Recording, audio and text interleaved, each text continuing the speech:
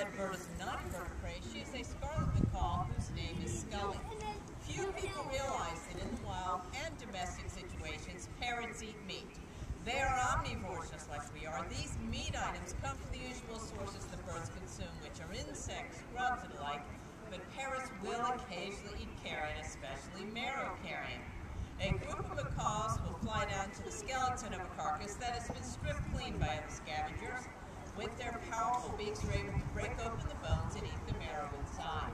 One of Scully's favorite treats at home are cooked bones, pork chops, steak, even chicken and turkey bones, and she really enjoys that marrow. When Christopher Columbus came back from the New World, part of the treasures he brought back were living treasures, plants, animals, birds, scarlet macaws amongst them. Parrots make wonderful pets for the right person as long as you understand what is involved when you bring a parrot into your household. They are much more challenging and demanding than what the average pester will tell you. Parrots have traits we've come to call vices. You cannot eliminate these traits, only learn to deal with them. The first thing your parrot sees the frustrated is extremely loud at about 110 decibels. To give you an idea how loud that really is, 90 decibels can cause hearing damage. This is a wonderful way for birds to commute when they live in the deep rainforest, but if you happen to live in a one-bedroom apartment, a large macaw like Scully is not the right parrot for you. Remember, even the quietest of parrots, at the minimum, scream at dawn to disperse the flock and forward to get at dusk to bring the same flock back into roost, to the parrot that is the other members of the household. Another thing that parrots do that frustrate owners is they bite extremely hard. Biting is another form of communication. This is one of the last resorts. All birds communicate by using body language, and it is your responsibility as the bird's human to learn birdie body language, because if you don't pay attention to what your parrot is trying to tell you, out of frustration, they bite you to get their point across. They're willful, independent, have no desire to please the humans in their household. They want the humans to please them, so think about it. A parrot is essentially a feathered 2-year-old child that happens to have a pair of pliers on the end of their head. They never outgrow the terrible twos. They're very demanding and challenging, but yet they have wonderful traits as well. They all love their colors, and they are far more intelligent than ones originally thought. They are loving, affectionate, but can be a terribly jealous pet. That can turn into a real problem when they try to chase out of your house the humans and animals they consider to be competition. Despite these shortcomings, parrots are the third most popular pet in the world because they do something that no other animal in the world can do. That is, they talk. Miss Scully, what would you like to say to these nice people that have come out here today? Oh, smarty pants. You didn't get that treat. What would you like to say? There you go. She is a talking parrot, but that is no assurance that the parrot you bring home will talk. All parrots have the ability to talk, mimic human speech. Some can even do sound effects. Can you imagine a parrot that can mimic your smoke alarm at full volume? A friend of mine's African Gray has learned all of her credit card numbers. So if you think you want a parrot at home, do your research first. Make sure the parrot will be a welcome addition to your family. Rather than a headache, you wish you would not brought home. Scarlet macaws are an endangered species in their native habitat, which is Central and South America. They currently are declining in numbers in the wild, but they will never become extinct because there are private aviaries and individuals all over the world. People love these birds as much as we do to keep them as breeding stock pets and companion animals. We only hope that there's always a wild population for us to always own the Scully. In a few moments, we bring us really fierce birds of prey, hawks, falcons, and owls. Oh my, and some of them like to eat scarlet macaws. Say it tastes like chicken. Here are the other white meats. What do you have to say about that, Scully? Can you say it nice and clear? Can you say, can you say it again, please? There we go. I can't get any further over. That's okay.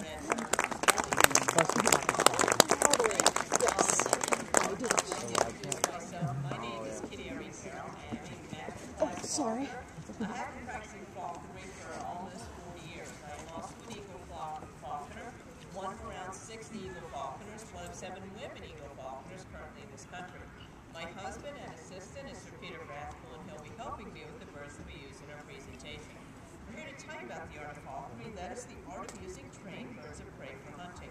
It It is a very old hunting sport, started at least 2,000 years before the birth of Christ. First falconers are believed to many of the Arabic peoples or Mongolian Chinese, and to this day both these cultures have a strong falconer tradition. When Western Europe came in contact with these peoples through the Silk Trade and through the Crusades, it spread to Western Europe, became immensely popular. Shakespeare's writings mention the sport. The birds themselves accompany falconers to almost every social event. Weddings, funerals, even mass on Sundays. The priest in it did not appreciate the ties that the hawks have to leave behind on the church floor. At one time or another, these birds were literally worth the king's ransom. When King Richard the Lionheart was returned back to England after his long capture, part of the ransom was 2 white deer falcons for the north. We're starting off with the beautiful birds from the New World. Have her come on out here. This lovely lady is named Tabasco. She's a Harris hawk, a resident of the desert Southwest. When you visit them in their desert environment, notice that they utilize just about any perch they can find. They'll even sit on cactus and at times each other's shoulders. When they sit on each other's shoulders, we call that labyrinth. In birds of prey, the female is the larger and more powerful of the two genders. She protects her nest and young. Her smaller, more agile mate will catch the smaller, more easily digested prey items. For baby birds of prey to eat with their claw eyes.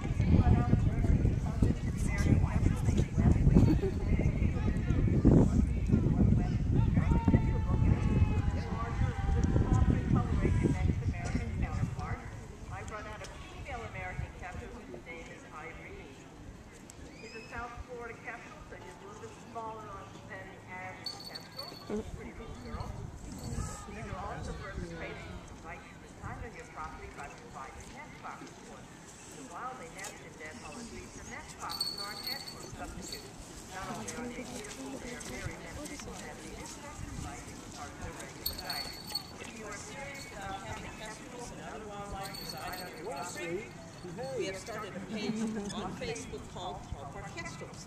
You can even get your property certified wildlife friendly. It's a great program that we have through the National Wildlife Federation. We have all that information right on one spot. Here we go. We're going with Misty Tree. Now, she has that famous kestrel cry, that kestrel call, that makes them to have that nickname of the Tilly Hawk. Can you tell me how he's not? Not right now. Okay, just Young hedge? Okay, no. So we do need to put our little birds back into their training boxes for their own personal safety. Larger birds of prey do have a tendency to eat their smaller cousins. The next bird our program is a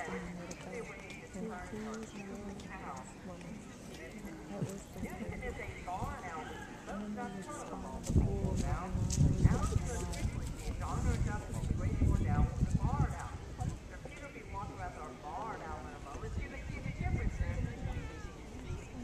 The first thing people notice on owls is their beautiful faces.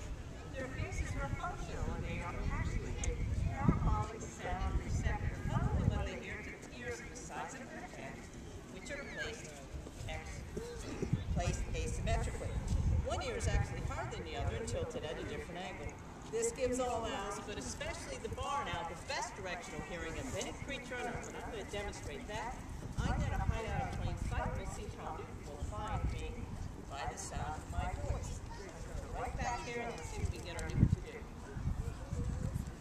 Okay, I'm ready.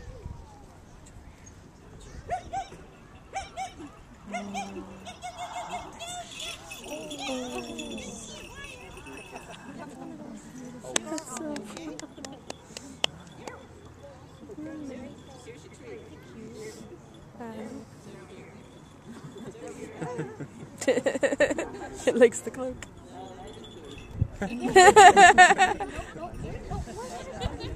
Okay, that's what. Yeah, that's good. It's like me. It's like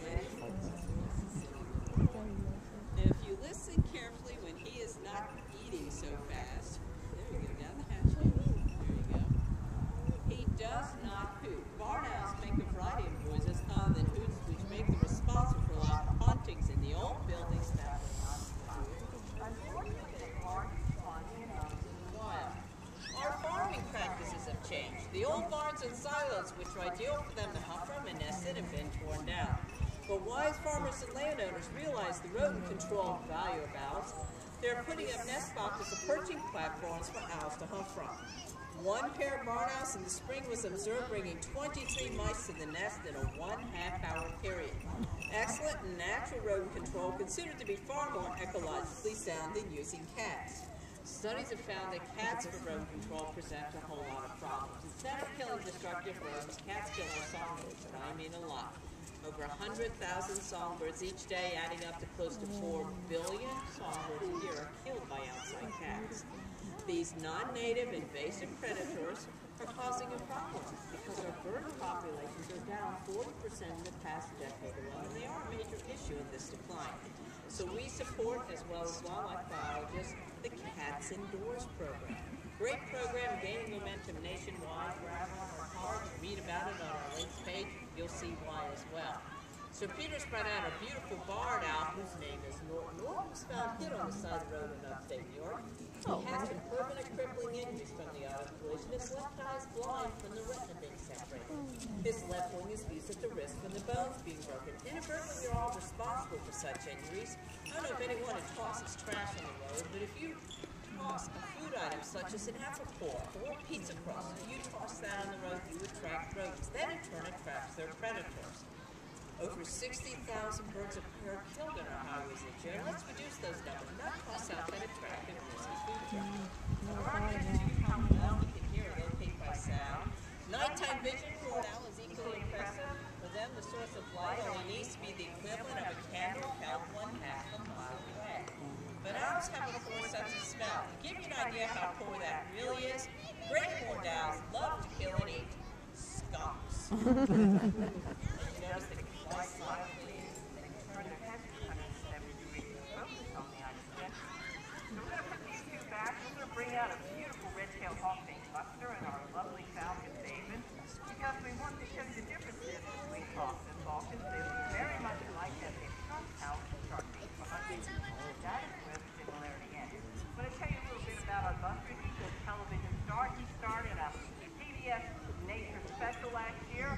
It is called Illumination in the Flatwoods. We did the taping in June of 2010, so we're still awaiting the final cut. You know that editing does take quite a while for some of those productions. So we're very proud and eager to see that final cut on that. Now I'm bringing out our baby. He has been a unusual bird that he's 3/4 American and 1/4 Atlanta falcon, and how he came to be a fish. His father was half-bred hybrid, half-Atlanta, half-Peregrine, who became wayward from his falcon, but was able to establish a living out in the wild. He took up a mate. This mate was a pure female peregrine. Nesting occurred at the shrine of the Immaculate Conception in Washington, D.C. Hence his name, Babe, the name of St. Babe, is the patron saint of falconers. Since Babe is handsome, using often as a model for the birds that we see as put on some of our birds on our birds later on. But the one of the differences, hawks like us are hunters of scrubbers with that long wings soaring, softer plumage, longer tail than David has, pointed wings filled with speed, different plumage than the order tail. Hawks like Buster are masters of their ability. They use their long tails as well as twists and turns. He says, what are you all looking at? The falcons are built for high speed. The peregrine is considered to be the world's fastest bird. They can clock to speeds exceeding 240 miles an hour, and their high-speed power dives called stoops. Falcons like David will use these stoops to overcome their prey. A pheasant or grouse will be flushed out underneath our David. He will stoop, dive at it, and as he does so, he strikes it with a powerful blow of his beak. The injured prey flutters to the ground. They then land on their prey, reach down, sever the spinal cord to make head with a simple twist of the beak. If you look closely at all of our falcons, notice that they have a little notch on the beak called a terminal tube designed just for that purpose. The high-speed dive of the peregrine was confirmed by a falconer and skydiver named Ken Franklin. He goes skydiving with his peregrine. We call that extreme falconry. Now, I already mentioned this. Look how flexible his tail is. Buster, he twists and turns the speed. Run up this point, this time around the bed. And you're ready. Just by a bird. Ready? There we go. We're going back, everyone. We're going to get back to our flying birds. We've already been introduced to our tobacco. At 14 years of age, what we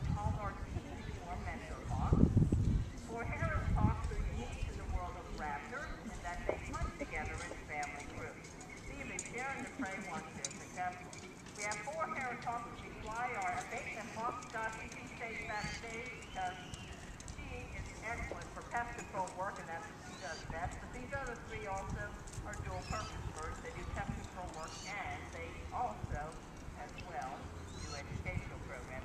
They are also unique in that they hunt together in family groups, much like a pack of wolves, either sharing the prey once they're successful. But before we get started, we do need the assistance of someone. So someone out here that would like to help us. That young lady right there. Doesn't hurt much.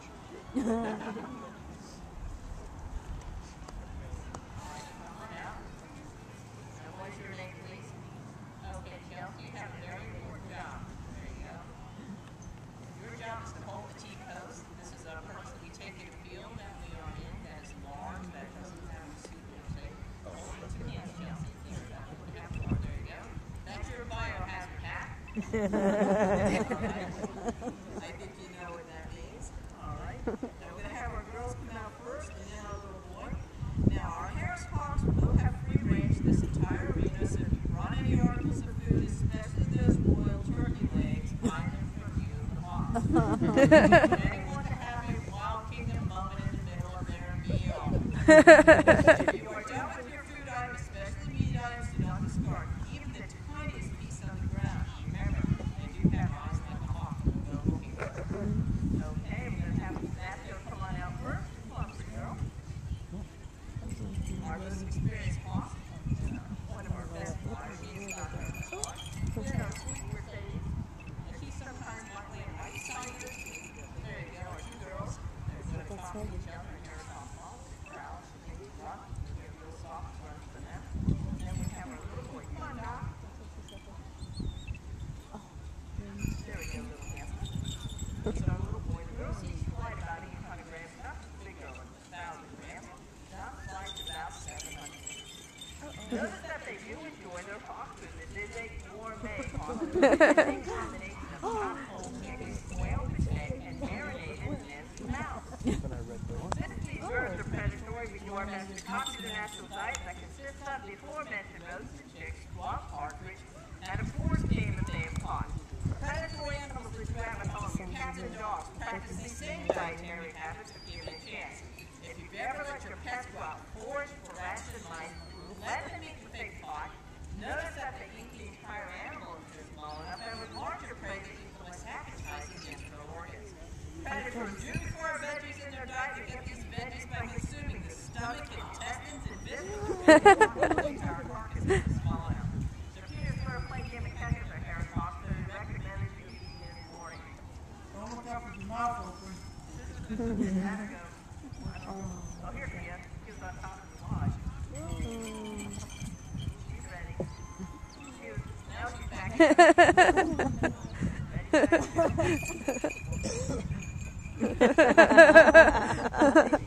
Come on, Vasco. Catch it, girl. Yeah.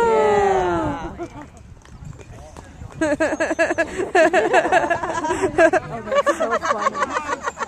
Run, run.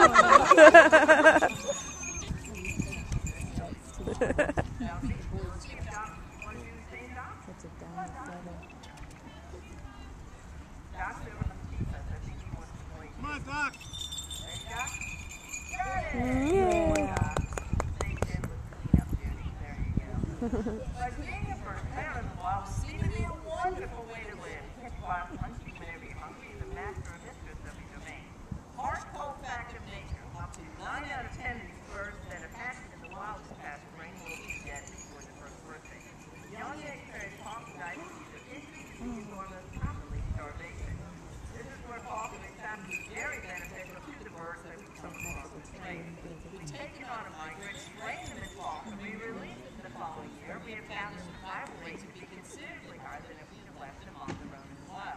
Example, red-tailed hawks are left loose for 11 years. For a season, you caught 2 squirrels. Because my clumsy hawk did not pay the price for mistakes by starving to death, and the falconry bird still got an easy meal even if the hunt was successful. Following year, she caught 26 squirrels and 10 rabbits. Falconers were also the ones to start the programs to breed birds of prey and have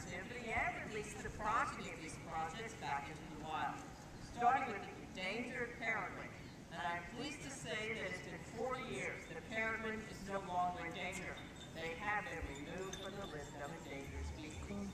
We Faulconers are extremely proud of this leadership role that we play in restoring these beautiful birds back to their rightful place in nature. Now, Sebastian, you want to come on in? Steve, Sebastian? Here comes, where's Steve? Good girl, Steve, huh? Right on in. Now, Sebastian, you want to come on down? Come on down, Sebastian. There you go. Our master, our best wire. Sebastian, come up. Very good, everyone. Very good. You three. All three of them, everyone. Chelsea, you keep doing a great job, everybody. Yeah.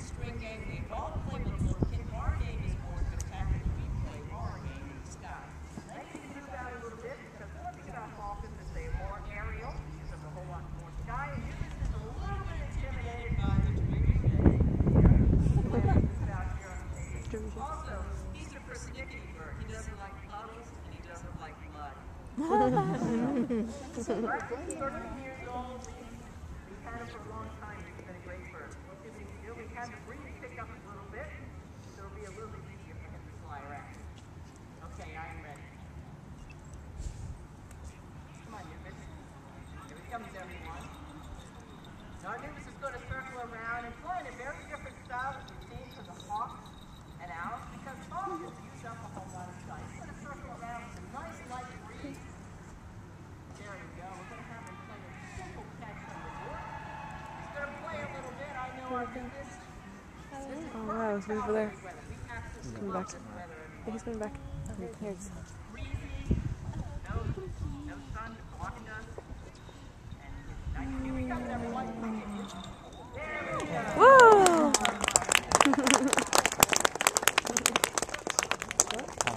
That's okay.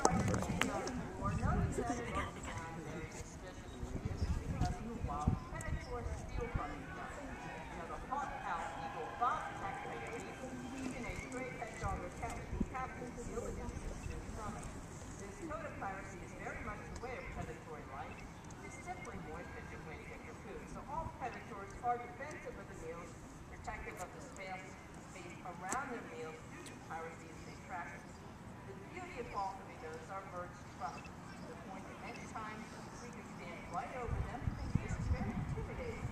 What should they be doing that with me? Did you finish your reading? Want to stand up on you? Come on up. Can't take a little bit and then go. Come on. Come on.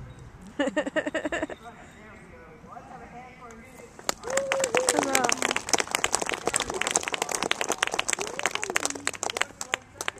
Of our second show today.